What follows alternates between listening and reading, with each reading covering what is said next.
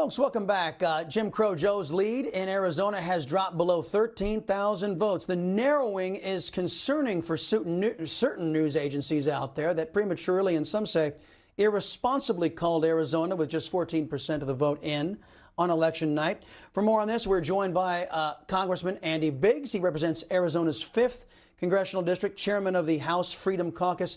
Good to see you, sir. What are you hearing out there about the count, number one? Number two, are the ballots breaking in sufficient number for the president to put him over the top in Arizona? And number three, why is the count taking so long? Okay, so reality is we're seeing ballots being reported from all over the state. Most of the smaller counties, rural counties, have already finished. Some of the others are going to finish today. I talked with some county recorders who are doing the count. And for instance, in Southeast Arizona, that count will be finished today.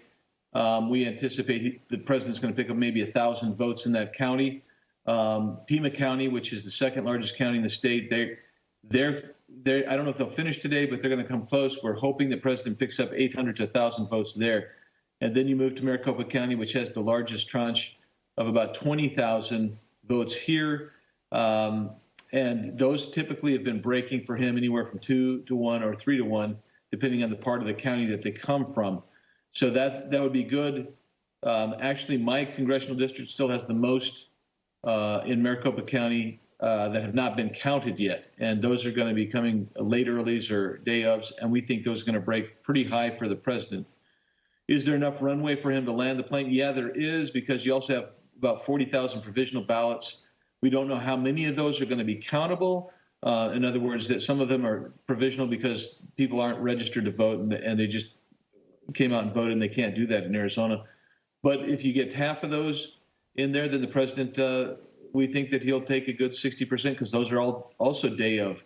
And you saw, and Chris, you were right, day of, Arizona voters broke heavily for President Trump.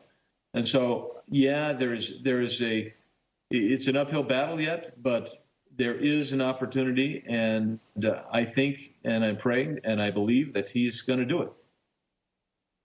The Arizona Senate president has called for an independent analysis of the voting data out there in Arizona. What concerns do you have about the vote in Arizona? So there's a couple of things that we need to really look at. Number one is you have what we call the green ballot issue, and that's where people's votes were actually canceled because a poll worker mistakenly had them do certain aspects. I'm told that there are about 9,900 of those in Maricopa County.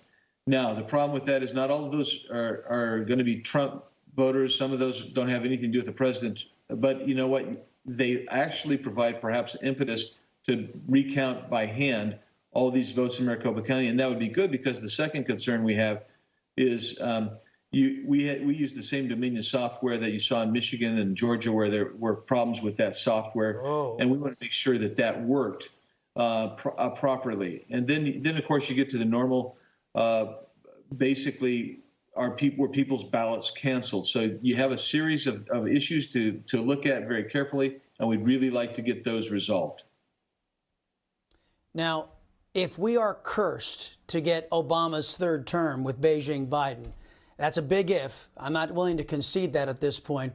But if we do, I've got to ask you as a member of Congress, is there enough evidence out there as far as you're concerned with the Hunter Biden laptop, with the Bobulinski testimony and his documentation, with that video that came from the dissidents in communist China? Is there enough evidence for Congress at least to start looking into a Biden-China collusion connection?